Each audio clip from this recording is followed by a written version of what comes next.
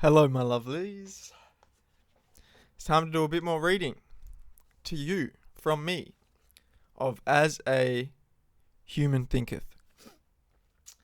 And also, I hope you've all been having a lovely week, progressing yourselves, taking care of your minds, taking care of yourselves, and I'm sending you a lot of love as always. But let's not dance around the fucking bush. Let's get straight into what we're here for. I'm a pick up from where I stopped reading the introduction last time. We're into the first chapter, I think. Thought and character.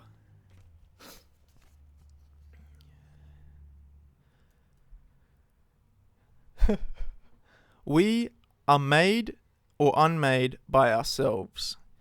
In the armory of thought, we forge the weapons by which we destroy ourselves, and we also fashion the tools with which we build for ourselves heavenly mansions of joy, strength, and of peace. By the right choice and true application of thought, we ascend to the divine perfection. By the abuse and wrong application of thought, we descend below the level of the beast, of the animal, motherfucker. Without this mind, if we allow it to degrade.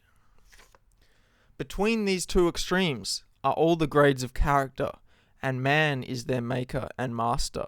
We make our character.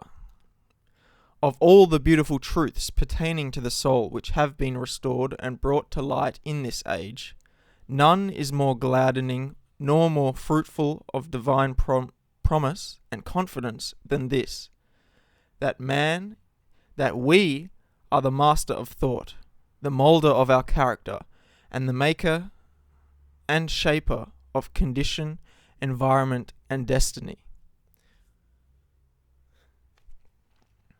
As a being of power, intelligence, and love, the lord of his own thoughts, man holds the key to every situation and contains within himself the transforming and regenerative agency by which he may make himself what he wills. What we will, that which we desire, which we will, we can create, we can have manifest in our environment if we give cause to the correct thoughts within our mind to blossom. Right thought leading to right action aligned with our desire will manifest that cause, that the effect of that cause. It's an inarguable truth. However, speaking from experience now, we have to be extremely careful of our desires, because we will get things that we desire if we do this. But if we're unwise in what we desire, we get all the evil fruits, all the bad tasting bitter fruits that come from having cultivated those desires. So be warned. You can create this world how you want, but be aware of what you want, and that what the ego wants is like looking through a small, tiny little... It's like looking through a hole in the fence. Like, you can never get the full perspective of what you need when you're looking through the eye of the ego. So what the ego wants is not necessarily what you need, and that takes time to understand. So keep that in mind. When you're creating your world, don't create blindly. Shout out Sloth Boy. We got a tune coming up very soon. He just finished editing the video that we each shot parts to together. And there's freaking lyrics in that song that relate to this. So, Creation. The song's called Create. I think it's going to be called Creation. Anyway, let's get back to the book.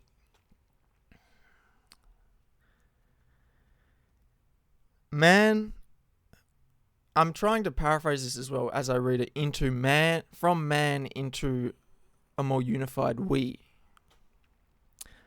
We are always the master, even in our weakest and most abandoned states.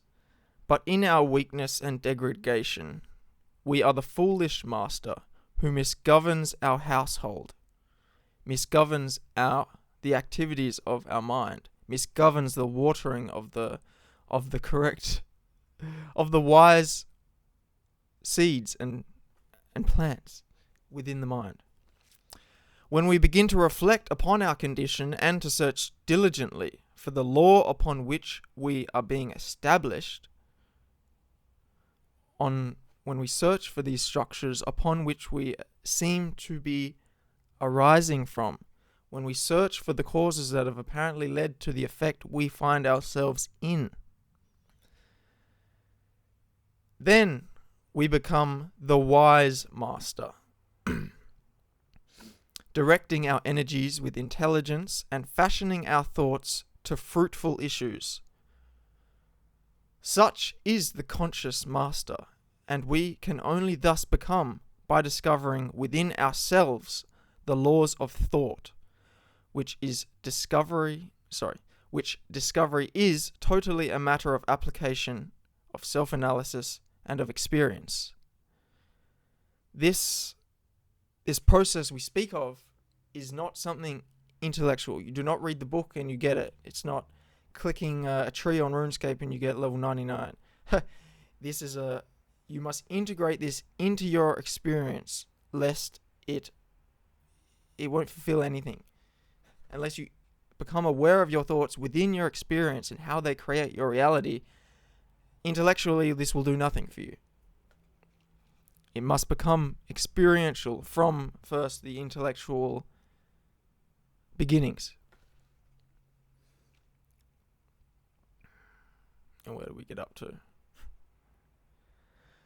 Only by much searching and mining are gold and diamonds obtained, and we can find every truth connecting with our being if we are willing to dig deep into the mine of our soul. And that we are the maker of our character, the moulder of our life, and the builder of our destiny, we may unerringly prove if we will watch, control, and alter our thoughts, tracing their effects upon ourselves, upon others, and upon our life and circumstances, linking cause and effect by patient and practice investigation, utilizing our every experience, even to the most trivial and everyday occurrence. Each of these are a means of obtaining that knowledge of ourselves, which is understanding, wisdom, and power. In this direction, as in no other, is the law absolute, that he that seeketh findeth, and to him that knocketh shall be opened. For only by patient practice and ceaseless importunity can man enter the door of the temple of knowledge. Importunity. I can't remember. I think it means somewhat like giving up, selflessness. But let's have a quick look, because that's part of the experience. If you don't know a word, let's not get high and mighty about pretending we know what it means. Let's see what the fuck it means. Define importunity.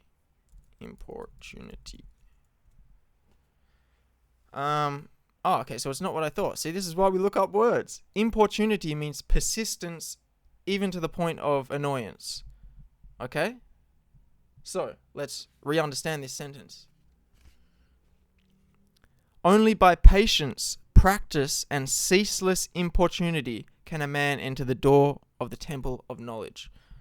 So, ceaseless persistence, importunity, old folks word. Let's just use persistence.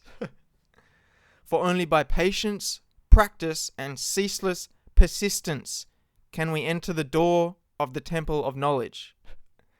We must be persistent with this. Every experience has within it the key to unlock new realities, new understandings, to elevate our consciousness out of useless suffering that we don't need to be experiencing anymore.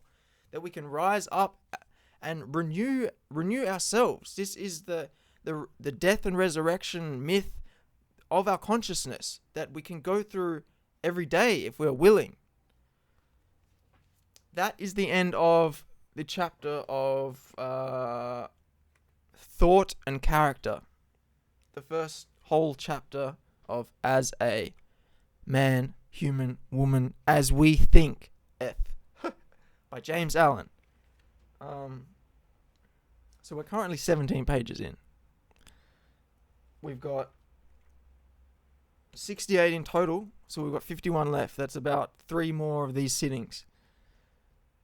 Do you want to hear them?